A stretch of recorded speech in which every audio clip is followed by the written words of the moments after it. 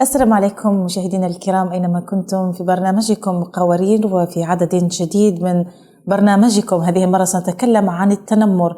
فمن منا لم تحصل له موقف تعرض إلى التنمر وشعر بالإحراج والغضب لما يحصل له؟ من منا لم يتعرض أيضا لموقف يشاهد فيه أحدا ما يتنمر عليه أو كان هو المتنمر في حد ذاته؟ الكثير من الأسئلة عن هذه الظاهرة التي انتشرت مؤخرا في الوطن العربي بكثرة وبقوة. ما أصلها وما القصة ولماذا هذه موجودة وما رأي الإسلام فيها؟ كل هذا وأكثر سوف نتعرف عليه مع الأستاذة خديجة برهان، مستشارة أسرية، ولكن بعد هذا الفاصل القصير.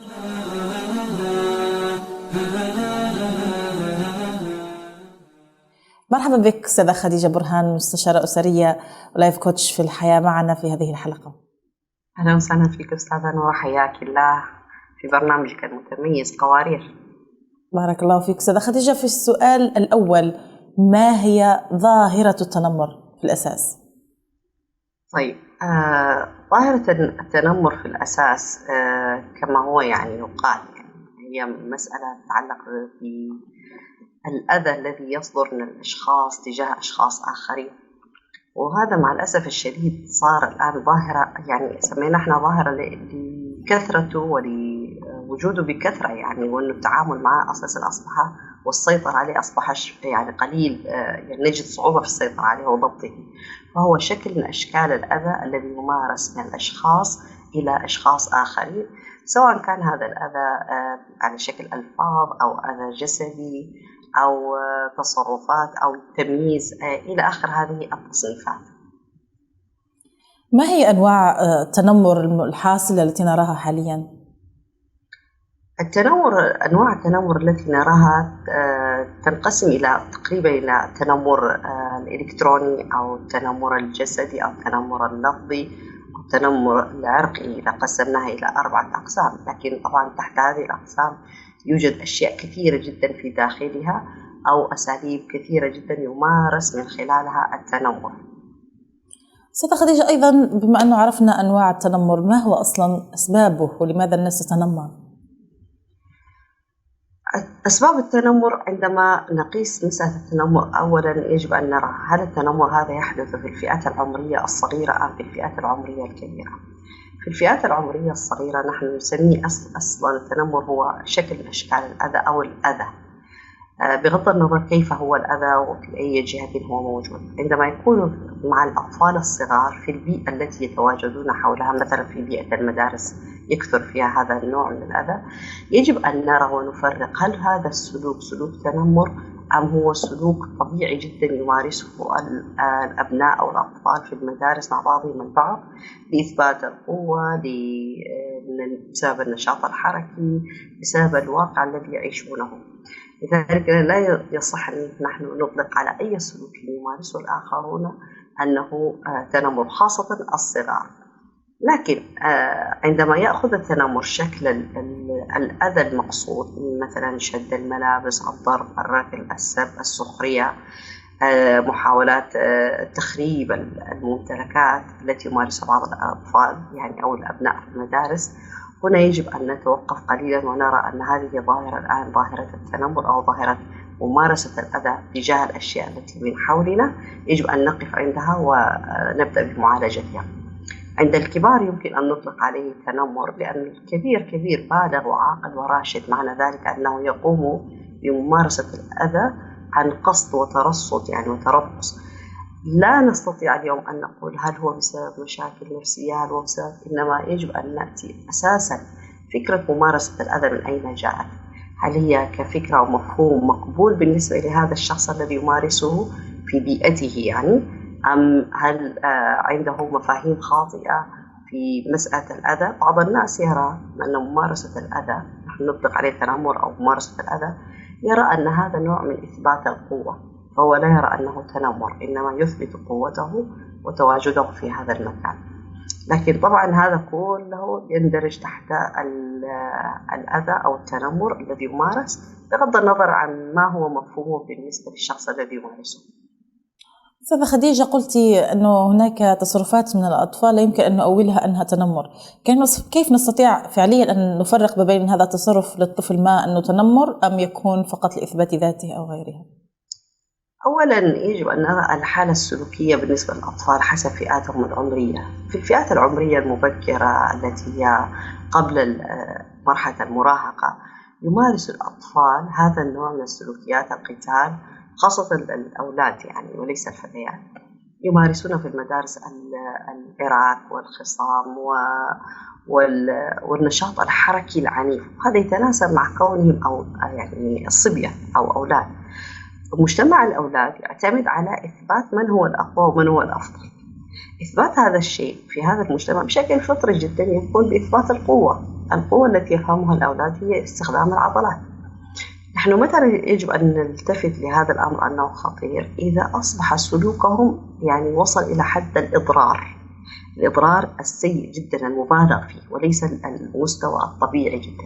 قتال الأبناء مع بعضهم أو عراك الأولاد مع بعضهم البعض مستواهم معقول جدا. أما إذا وصل إلى استخدام آلات حادة والتنكيل والخنق والعنف الشديد جدا الذي لا يتناسب مع سن الطفولة، هنا يجب أن نقف ونتساءل ما الذي يحدث ولماذا يمارسه هذا الطفل الصغير.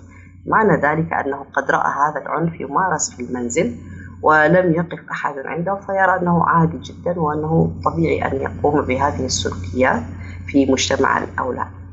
في المراحل المتقدمة مثلا في مرحلة المراهقة أو في المراحل الثانوية، هنا يصبح الشخص أساسا مرحلة المراهقة هي مرحلة حساسة جدا، فطبيعي أن يصاب الأبناء باضطرابات هرمونية أو كما نقول نحن تغيرات هرمونية تؤدي بهم بعض الأحيان اللجوء للعنف للتعبير عما في داخلهم.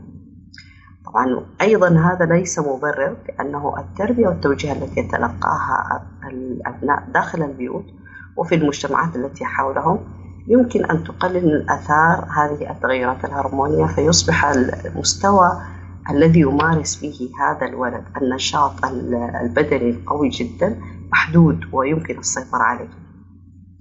نعم أستاذة خديجة، يعني بعد ما تعرفنا على التفريق بين التنمر والتصرفات العادية التي تقوم بين الأطفال وحتى الكبار، ما هي آثاره على المجتمع أو على الفرد؟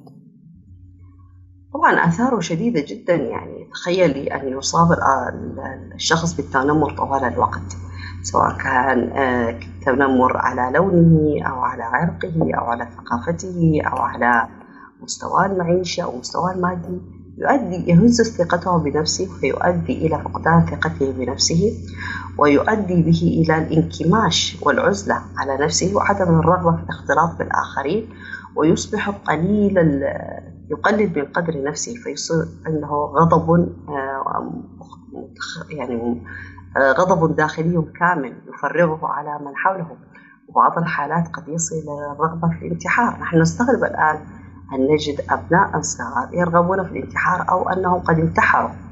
ما الذي رأوه من هذه الحياة حتى ينتحر؟ إلا أنه قد تعرض لضغط شديد نفسي شديد جدا من خلال التنمر عليه وعدم الإيقاف هذا الأمر الذي يحدث عليه. ما هي أيضا الأسباب التي يعني تجعل الكبار يتنمرون على الكبار؟ طبعا نحن عندما نقول الأسباب، إذا رأينا السبب الأساسي نأتي إلى ثقافة المجتمع ومفاهيمه التي يحملها أولا. ثانيا يجب أن نرى مستوى التعليم الذي يتلقاه الشخص، ربما يؤثر عليه بكثرة يعني أو بقوة. الجهل مشكلة أيضا، لا نقول أنه التنمر ليس موجود في فئة المتعلمين، موجود لكنه ليس كما هو موجود أو متفشي في مجموعة الناس الذين يعني ليسوا في هذا المستوى من التعليم العالي جدا. أيضا من الأسباب الوضع الاقتصادي، بعض الأحيان الوضع الاقتصادي يجبر الشخص أو يجعل الشخص متنمرا على الآخرين، لأنه هو إما أنه فوق أو أنه الأقوى، لأن المال أيضا من أسباب القوة يعني التي موجودة في يد الناس في هذه الأمور. أيضا ممكن أن يكون من خلال السلطة التي يملكها الإنسان يمارس التنمر على من حوله، ربما يكون المدير يمارس التنمر على الموظفين، ربما الزوج يمارس التنمر على زوجته، ربما الولد يمارس التنمر على أخواته وهكذا يعني. فأصبح الأسباب كثيرة جدا ومتنوعة جدا، لكن عندما نريد أن نعالج هذه القضية يجب أن نعالجها من خلال تغيير طريقة التفكير وتغيير المفاهيم التي يحملها هذا الشخص من خلال التوجيه والإرشاد له. عندما نغير طريقة تفكيره وفهمه لهذا الأمر يمكننا إحداث التغيير في هذه المشكلة. أما معالجة الآثار الجانبية أو الناتجة عن عملية التنمر هذا ليس علاج، إنه أمر مسكن فقط للموضوع وسوف يتكرر مرارا وتكرارا بأشكال مختلفة. جميل. ما هو رأي أيضا الإسلام في التنمر والمتنمر؟ الإسلام أساسا مبادئه مسألة الأخلاق قيمة عليا جدا يعني. فبالتالي إذا قلنا أن التنمر هو نوع من أنواع الأذى أو هو الأذى بصفة عامة، معنى ذلك أن الإسلام ينهى عن الأذى، ليس المسلم بالسباب ولا الشتام ولا اللعان. معناها أن الإسلام هنا يأمر أو يخبرنا وينبهنا أن سلوك السب والشتم واللعن ليس من سلوكيات المؤمن. أقربكم مني مجلسا أحاسنكم أخلاقا، معنى ذلك أن حسن الخلق وعدم أذى الآخرين والإحسان إليهم يجعل الإنسان في مرتبة قريبة من مرتبة النبي صلى الله عليه وسلم في الجنة. أيضا الله سبحانه وتعالى أو في الحديث لا تتجسسوا ولا تتحسسوا، المسلم أخو المسلم لا يظلمه ولا يخذله. بهذه الكيفية حدد المسار. أيضا إماطة الأذى عن الطريق صدقة، إذا كان إماطة الأذى عن الطريق صدقة حتى لا يتأذى الناس، فما بالنا إذن بعدم ارتكاب الأذى في الآخرين. إذن هذه الأشياء كلها يحث عليها الإسلام. أيضا في القرآن الكريم عندما قال الله سبحانه ويل لكل همزة لمزة، ما معنى الهمز واللمز؟ الهمز واللمز شكل من أشكال التنمر بالنظرات والتنمر النفسي، يعني بالحركات أو بالكلام الغير مسموع بالهمز واللمز، فيؤثر على نفسية الطرف الآخر. فالله سبحانه وتعالى ويل لكل همزة لمزة. هنا إذن الإسلام يحدد المسار ويضبطه ويحرم أي شكل من أشكال الأذى يمارس على الآخرين تحت أي ذريعة. الإسلام أساسا يحافظ على السلام النفسي ووجود الألفة بين المسلمين، يعني عندما يقول المسلم أخو المسلم هذه الأخوة لا تتحقق في وجود الأذى الذي يمكن أن يمارس على الآخرين. وما هو حكم التنمر في الإسلام؟ ما هو جزاؤه في الدنيا وفي الآخرة؟ أساسا مسألة التنمر الأذى هذا كله مرفوض في الإسلام. فإذا أو يعني جزاء سيئة سيئة مثلها. طيب فمن اعتدى عليك فاعتدوا عليه. إذا هذه في الحدود، معنى ذلك أن التنمر هذا عقابه عظيم عند الله سبحانه وتعالى، لأنه إذا كان أحب العمل إلى الله سرور تدخله إلى مسلم، معنى ذلك أن خلاف ذلك هو مما يغضب الله سبحانه وتعالى، اللي هو إدخال الأذى أو الأذى النفسي أو الأذى المادي أو الأذى البدني إلى هذا المسلم، لأن هذا الشيء محرم في الإسلام أساسا أن نحن نتسبب بالأذى للبشر. فما بالنا إذا كان محرما أساسا في الحيوانات، معناها أنه في البشر أعلى درجة. النبي صلى الله عليه وسلم أخبرنا عن المرأة التي دخلت النار في هرة حبستها، أي أنها مارست عليها شكل من أشكال التنمر، يعني الذي نطلق عليه اليوم أو الأذى. فلا هي تركتها تأخذ من خشاش الأرض ولا هي أطعمتها.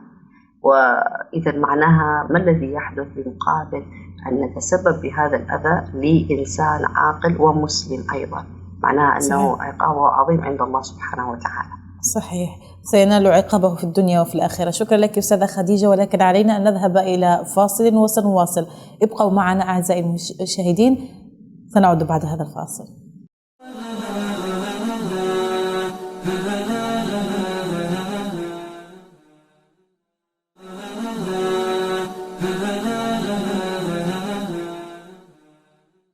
مرحبا بكم مجددا أعزائي المشاهدين أينما كنتم في برنامجكم قوارير. وعدنا إليكم بعد الفاصل. كنا نتحدث قبل الفاصل عن التنمر وأسبابه وأيضا حكم الإسلام فيه ورأي الإسلام فيه، وكل هذا وأكثر مع الأستاذة خديجة برهان، مستشارة أسرية ولايف كوتش في الحياة. مرحبا بك أستاذة خديجة مجددا بيننا. أهلا وسهلا فيك أستاذنا وحياك الله. أستاذة خديجة، هناك سؤال يتم طرحه، يعني أوكي مثلا ممكن أنا تم التنمر علي، فكيف أستطيع التعامل مع الشخص المتنمر؟ أولا الشخص المتنمر يجب التعامل معه بالحسنى من خلال توجيه النصح والإرشاد ومعرفة السبب الذي يدفعه للقيام بهذه السلوكيات. ربما بعض الأحيان ينشأ الفتى أو المرء وهو صغير على رؤية التنمر فيعتبره أنه سلوك طبيعي وليس به بأس يعني. لذلك يجب أن نحاور ونرى منشأ هذا السلوك من أين هو، هل هو من خلال الأفكار التي تلقاها أو خلال التربية، أو أنه قد مورس عليه هذا التنمر فهو بسبب الغضب الكامن عنده يمارس التنمر على الآخرين. ثم بعد ذلك التوجيه النفسي له من خلال تعليمه مهارات جيدة وأساليب لمعالجة هذه السلوكيات الخاطئة واستبدالها بسلوكيات جيدة، وإخباره وإعلامه وتعريفه ما الذي ينتج عنه من خلال اكتساب العادات أو السلوكيات الجيدة، وأيضا أنه نذكره بالله سبحانه وتعالى، لأنه التذكير بالله سبحانه وتعالى تذكير بالثواب والعقاب، التذكير بأن هذا العمل الذي يقوم به سوف يحاسب عليه حتى لو نسيه الناس في الدنيا كان خيرا أو شرا. بهذا الشكل النبي صلى الله عليه وسلم عندما قال انصر أخاك ظالما أو مظلوما، قال الصحابة مظلوما عرفنا، كيف ظالما؟ قال أن تمسك على يده، أن نمنعه من ممارسة التنمر. يجب أن يمنع من ممارسة التنمر بأي شكل من الأشكال، من خلال التعاون مع الأسرة، من خلال التعاون مع المدرسة، من خلال الأصدقاء. يجب أن نحاصر هذا السلوك ونتعامل معه كأنه سلوك مرضي يجب أن نسيطر عليه وضبطه وإدخاله في المسار الصحيح. تغيير الأفكار والمفاهيم التي يحملها المتنمر هي أول إشكال العلاج، وليس إيقاع العقوبة به، لأن العقوبة أساساً عندما تقع يمكن أن يكرر الفعل بأسلوب آخر، لكن تغيير الفكرة نفسها يساعدنا في الحد منها والتقليل من آثارها أو تأثيرها على الآخر. جميل. وما هو دور الأسرة في حماية الفرد يعني من التنمر، حماية أبنائها أو أحد الوالدين من التنمر؟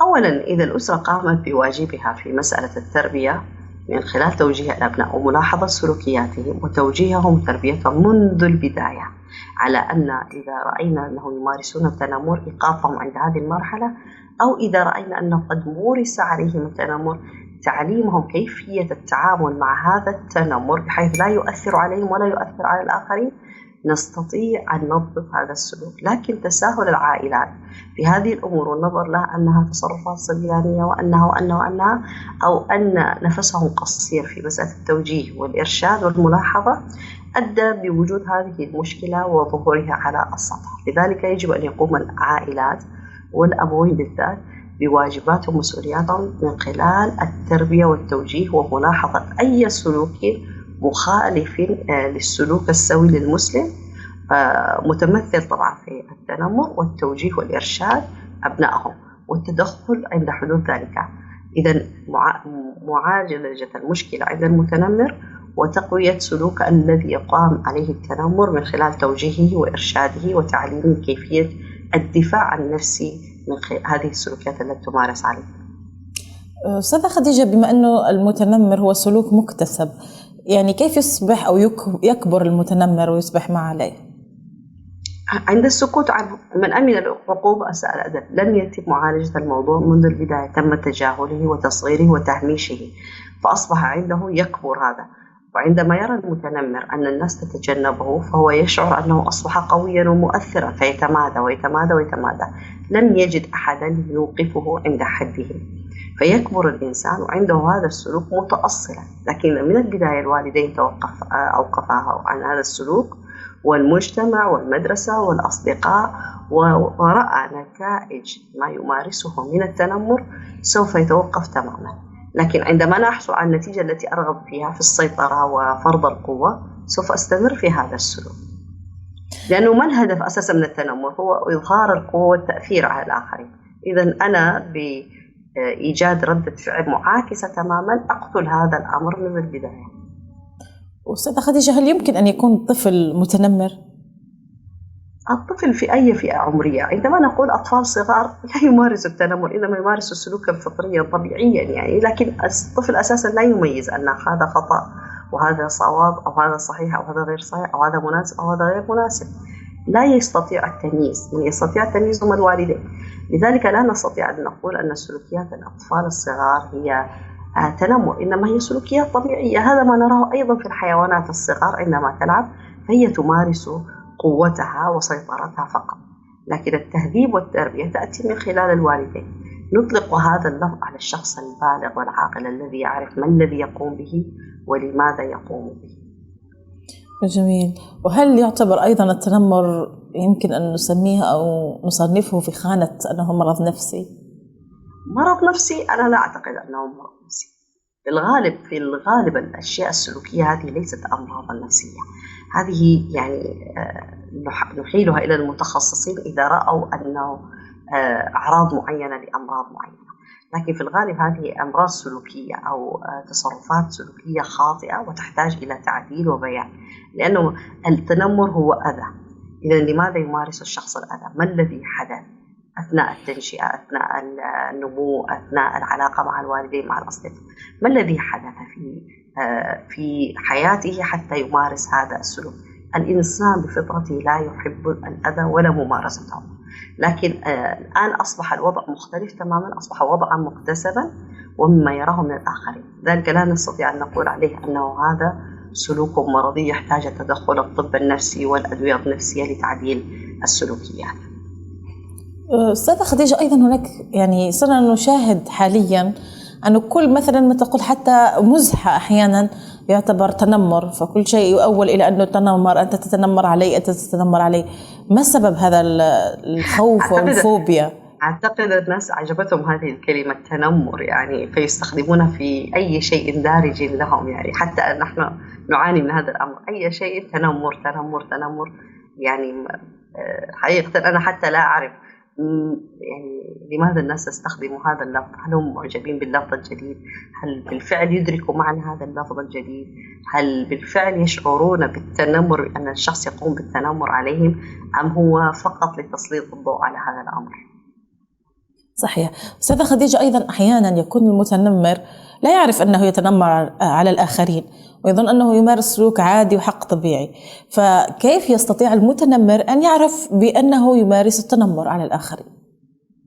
من خلال التوجيه فقط. عندما نلاحظ نحن سلوكا معينا يجب أن نسأله أسئلة معينة. هل تعرف ما الذي تقوم به؟ هل تعرف نتيجة هذا الأمر؟ للتحقق يعني لماذا تقوم هذه الأسئلة تحفزه على الإجابة. من خلال إجابته سنعرف هل هو يمارسه بشكل طبيعي جدا أم يدرك ما الذي يقوم به.